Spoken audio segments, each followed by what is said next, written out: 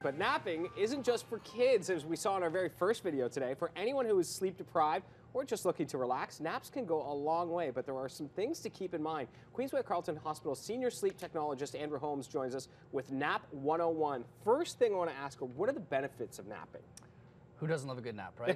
Yeah. There are some benefits right off the top that we can discuss. So first one would be it helps you recharge. Yeah. No big secret there. Improves productivity, memory and concentration, motor function as well. So the Europeans have had it right for a long time. Of course. Another one, zapping stress. If you have a lot of tension building up, it can reduce the tension, lower blood pressure, put you at a lower risk for cardiac disease as well. I know that, I wonder, when they talk about students making sure instead of cramming late into the hours of the night, you cram ahead of time and then get your full 8 and you retain better. Is that the same with napping? It can help restore short-term memory for sure. Okay. Third piece as well would be boosting your mood. So a lot of people know what it's like to be on the receiving end of a lousy night's sleep. Hard to be chipper in the workplace. So shutting down, having a quick nap can actually remove some of that sleep-deprived irritability. Okay. Now, how long should a nap last? Right, so we'll talk about 3 different time frames here. The first one, and it was probably the most realistic, would be a 20-minute nap. With most people's schedules, it seems to be the easiest to get to. This, again, will help improve performance, memory recall, and it is a situation where you're not actually getting into deeper stages of sleep. Okay. So keep it to 20 minutes. The next time frame is a 30 to 60-minute window, which you'd actually want to avoid. And the reason for that is because after 20 minutes, you started getting into deeper stages of sleep.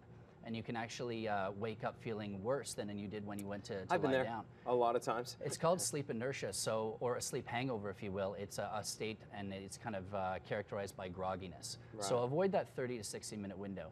Now, if you have an opportunity where their duration isn't a problem, you can lie down for however long you want, a 90-minute window would actually be optimal.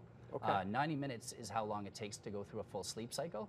And you can actually go from the lightest stages of sleep to the deepest stages of sleep and transition back out to a light stage again, waking up feeling absolutely fantastic. That's fantastic. That's good news. It's been known to actually improve your creative process as well. Now, you say that you should be maximizing the efficiency of a nap, right, or around it. Right, so this is all to do with your productivity, if you will, yeah, and in this particular case, how quickly you can fall asleep. If you've got a very short period of time, you want to be able to shut down as quickly as possible.